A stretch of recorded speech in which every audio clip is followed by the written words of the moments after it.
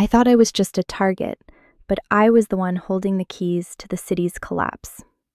When my dead father's voice suddenly crackled over my phone, I realized the life I'd been living wasn't a reality. It was a trap. The subway station was a tomb of flickering fluorescence and the smell of ozone, a place where people usually kept their eyes glued to their shoes. I was minding my own business, scrolling through an encrypted folder of work documents, when the world tilted sideways. It wasn't a mugging, not in the traditional clumsy sense. It was a surgical strike. A man in a charcoal trench coat, moving with the fluid grace of a predator, bumped into me just hard enough to knock the breath out of my lungs. Before I could even mutter an apology, he snatched my phone from my hand, his grip like a steel trap. He didn't run. He just looked at me, a cold, predatory smile etching itself onto his face, and vanished into the closing doors of the departing train. I stood on the platform, paralyzed by the sheer audacity, watching my digital life, the device that held my bank codes, my private journals, and the leverage I'd spent 3 years gathering, slide into the darkness. I thought he was just a thief. I was wrong. He was a messenger. I spent the next 48 hours in a haze of controlled panic. I didn't call the police. The police couldn't help me with what was on that phone. Instead, I retreated to my apartment, a fortress of blackout curtains and cold coffee, and activated the secondary kill switch I'd spent months perfecting. I wasn't just a target. I was an architect of shadows. Every device I've touched since the age of 16 has been compromised, monitored, and linked to a decentralized server I keep in a dead drop in the city's sewer system. I tracked the signal. He hadn't turned it off. He wanted me to follow. He had dropped a digital breadcrumb trail leading to an abandoned warehouse on the edge of the industrial district, a place where the city's secrets went to rot. As I stood at the threshold of the rusted, gaping entrance, my own phone, an identical model pulled from my emergency kit, vibrated against my palm. A single message flashed on the screen, illuminating my face in the gloom. "You're late, and you're being watched." My heart hammered against my ribs like a trapped bird, but my hands were steady. I stepped inside. The air was thick with the scent of damp concrete and something metallic, iron maybe, or dried blood. I had prepared for this moment, but not like this. I had expected a confrontation, a physical struggle, a fight for the leverage he'd stolen. What I found was a room filled with dozens of discarded phones, all glued to the walls in a perfect, pulsating mosaic. They were all glowing, all displaying the same photo. A picture of me, taken from behind, standing at my own window, 5 minutes before I left my apartment. My blood ran cold as I realized the breach wasn't just on the device. It was in my sanctuary. I wasn't just being followed. I was being owned. As I stepped deeper into the circle of light, the silence was shattered by the rhythmic, mechanical sound of a camera shutter firing from somewhere deep in the rafters above. I spun around, my hand flying to the small, concealed taser strapped to my inner thigh, but the floor beneath me gave a groan of protest. It wasn't wood or concrete. It was a trap door, perfectly disguised and expertly rigged. As gravity took hold, I plummeted into the darkness, catching only a glimpse of a silhouette watching from the shadows of the ceiling.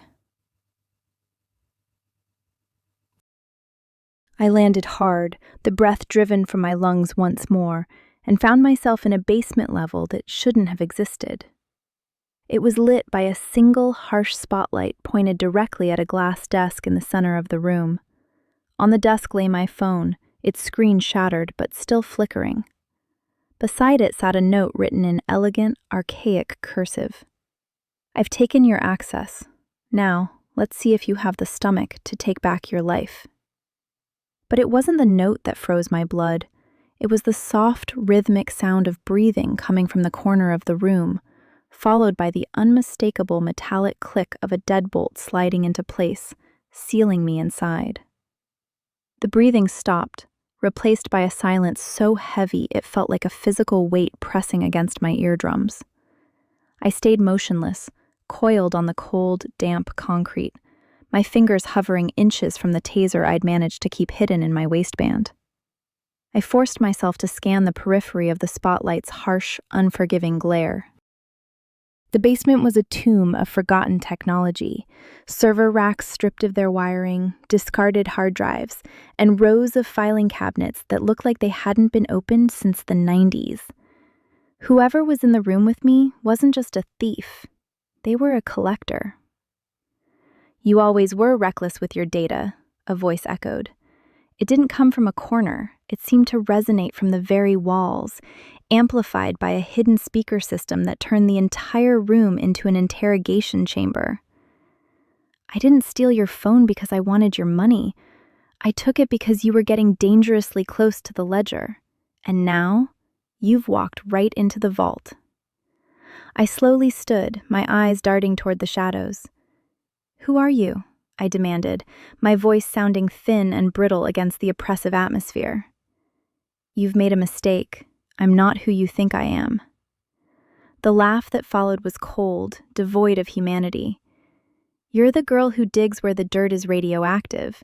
You're the one who thinks encryption is a shield, not a target. But let's play a game. You want your life back? Then unlock the server." A monitor flickered to life in the center of the room, hanging from the ceiling on a rusted chain. It displayed a live feed, not of the basement, but of my mother's living room. She was sitting in her armchair, reading, unaware that the camera was zoomed in on the framed photograph of us on the mantel behind her. A red laser dot appeared on her chest, trembling slightly as it danced over the fabric of her cardigan. My knees nearly buckled. The audacity of this man, the sheer malice required to involve my family, ignited a cold, burning rage that eclipsed my fear. I wasn't just a strategist anymore. I was a predator cornered in her den. "If you touch her, I'll burn your entire operation to the ground," I whispered, my voice trembling with a lethal promise. "The timer has already started," the voice replied. "You have 60 seconds to input the decryption key for the black site files, or the laser isn't the only thing that's going to find her." I looked at the shattered phone on the desk. My fingers danced across the cracked glass, my mind racing at a speed that felt like a fever. I knew the key.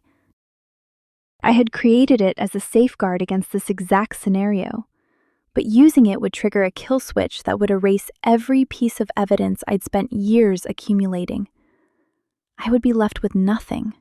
No leverage, no backup, just a target on my back. But I didn't care about the files anymore. I cared about the woman in the grainy video. I keyed in the final sequence, my hands shaking so violently I almost mistyped the last digit. "Access granted," the screen flashed in mocking green letters. The laser dot on the monitor vanished.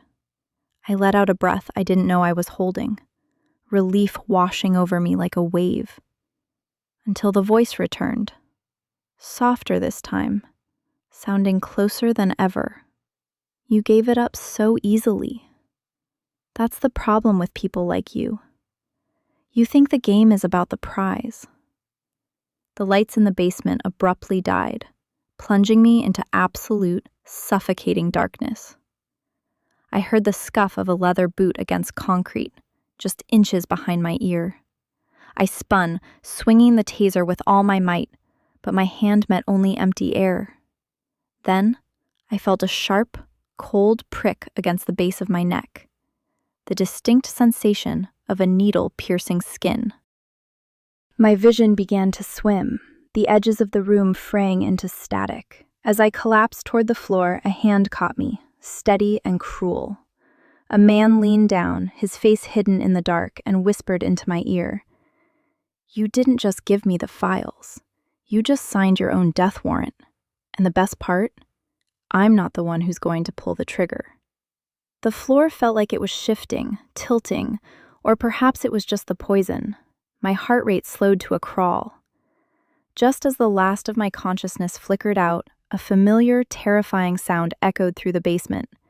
the buzzing of my own cell phone, ringing from somewhere in the dark, with a name on the caller ID that made my blood run ice cold. It was the chief of police. The ringing was rhythmic, a mechanical heartbeat in the silence that felt like a drill boring into my skull. My vision was a kaleidoscope of fractured violet and gray, my motor functions responding to my brain's commands with the sluggishness of a deep-sea diver. The man who had held me, or caught me, was gone, leaving only the scent of ozone and expensive cologne. I clawed at the concrete, my nails scraping against the cold, grit-covered surface as I dragged myself toward the light of the phone. The name on the screen wasn't just Chief of Police. It was the name of a man who had been dead for 6 months. My father. My fingers brushed the screen. I answered, my voice coming out as a raspy, broken wheeze. Dad? There was no sound on the other end, only the static hiss of a secure line. Then, a click. A familiar, gravelly voice that hadn't spoken in half a year filled the room. You were never supposed to find the ledger, Alara. You were supposed to be the one who stayed buried. The shock acted like a stimulant, burning through the fog of the sedative. I forced myself to sit up, leaning against the glass desk. You're dead, I whispered, the absurdity of the statement warring with the absolute terror of his voice. I buried you. I stood there and watched the dirt cover the casket. The casket was empty, he replied, his tone chillingly detached. The life you think you've been living, the paranoia, the files, the hacking, it was all a sandbox. I built this city's underbelly for you to play in, hoping you'd find your way back to me. But you got too smart, didn't you? You started asking questions about the money, the shell companies, the blood on our name. My mind raced, connecting dots I had spent years trying to erase. The man in the trench coat, the warehouse, the threat to my mother. It was all a theater production designed to test my capabilities. My own father was the architect of my misery. Where are you? I demanded, scanning the gloom. The room began to hum, a low-frequency vibration that made my teeth ache. The wall behind the desk shuddered, and a section of the concrete retracted, revealing a narrow corridor bathed in a harsh, clinical white light. Come and see, he said, and the line went dead. I stood, my legs wobbling, every instinct screaming at me to run for the exit. But there was no exit. The door I had entered through was sealed behind a slab of reinforced steel. I had no choice. I stepped into the corridor, the sterile air a stark contrast to the damp rot of the basement. The hallway stretched out, lined with glass partitions. As I walked, I peered into them, and my breath hitched. These weren't storage rooms. They were cells. And in each one sat someone I recognized. The journalist who had vanished in June, the whistleblower from the regional bank, the programmer who had tried to hack the city's power grid. They were all there, catatonic, staring at screens that mirrored the one I had just surrendered. I reached the end of the hall, where a heavy, circular vault door stood slightly ajar. Pushing it open, I stepped into an office that looked like the control room of a satellite station. Walls of monitors displayed every street, every camera, every digital footprint in the city. And there, sitting in a leather chair with his back to me, was a man in a charcoal trench coat. He wasn't my father. He was a mirror image of the man who had stolen my phone. He's not here, Alara, the man said, spinning the chair around. He was younger than I expected, with eyes that held no reflection. He held a small black drive, the copy of everything I had just handed over. Your father is long gone. He died because he was as reckless as you. I just happened to be the one who inherited the throne. He stood up, tapping the drive against his palm. You didn't just give me the files. You gave me the keys to the city's infrastructure. And now, you're going to help me turn them. Before I could move, a red light bathed the room. A siren began to wail, not in the building, but everywhere. Outside, the city's power grid started to flicker, then die, one block at a time. The man smiled, gesturing to the screens as the metropolis plunged into a chaotic, terrifying darkness. Look at it, Alara. Total system collapse. And the best part? Every camera in this city just recorded you walking into the server room. The police are already on their way, and you're the only one with the credentials to stop the blackout. You have 60 seconds to decide. Do you save the city and go to prison for life? Or do you let it burn and walk away with me? The screens flared to life with the headlines already scrolling. The phantom hacker strikes. Entire city blacked out. My face was plastered on every screen, grainy and wide-eyed. A helicopter spotlight swept past the reinforced window, followed by the distant, growing wail of sirens. My father's voice, pre-recorded and looped, began to broadcast over the city's emergency alert system, confessing to every crime I had ever investigated, all in my voice. The man stepped aside, offering me the console. The choice was mine, but the room was rapidly filling with a faint, sweet-smelling gas that I knew, with sickening certainty, was not just a sedative. It was cyanide. The air felt like liquid lead in my lungs, the sweet, cloying scent of cyanide, a death sentence ticking down in real time. I looked at the console, the heart of the city's nervous system, and then at the man in the charcoal coat. He was watching me with the detached curiosity of a scientist observing a rat in a maze, his hand hovering over a secondary release valve. He expected me to beg. He expected me to scramble for a solution, to try and hack my way out of the trap he'd set. He didn't realize that I hadn't spent 3 years just playing in my father's sandbox. I had been terraforming it. "Tick-tock, Alara," he whispered, his eyes gleaming with anticipation. "The sirens are getting closer. The entire city thinks you're the villain. If you don't engage the manual override now, the grid won't just fail. It will cascade into a firestorm. The subway lines, the water treatment, the hospitals, all of it becomes a graveyard. You can be the martyr, or you can be my partner." I didn't answer him. Instead, I leaned over the console, my fingers flying across the keys. I wasn't trying to stop the blackout.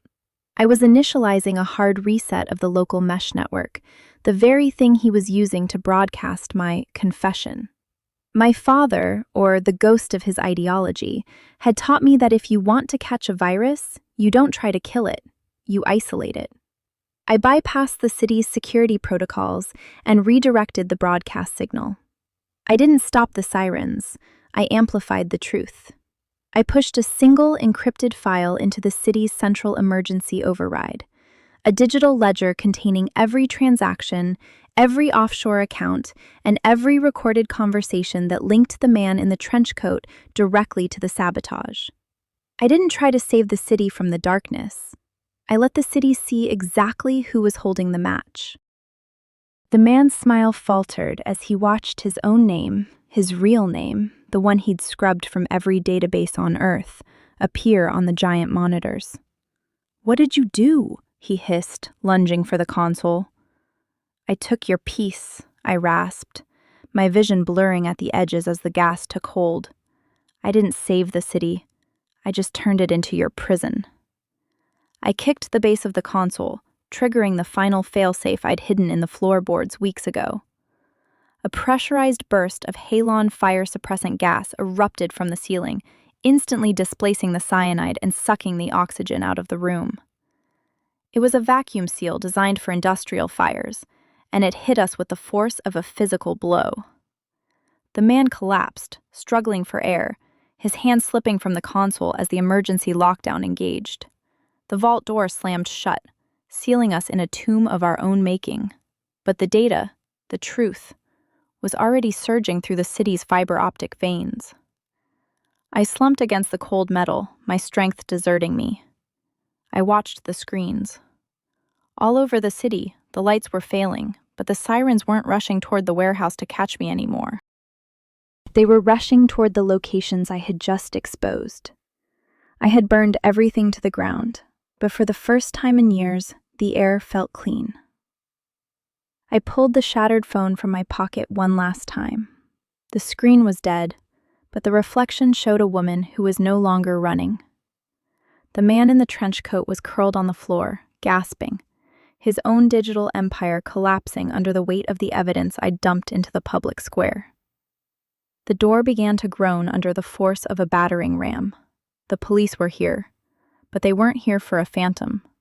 They were here for a kingpin. I didn't have the energy to fight, and I didn't have the desire to hide. I simply closed my eyes, listening to the heavy, rhythmic thuds of the officers breaching the threshold. My father had wanted me to be the heir to his shadows, but he had forgotten one fundamental truth. I was never the one being haunted. I was the one who held the keys. As the heavy steel door finally buckled and the blinding white light of tactical flashlights flooded the room, I didn't reach for my taser. I reached for the silence. The game was over, and for the first time in my life, I was finally, truly, off the grid.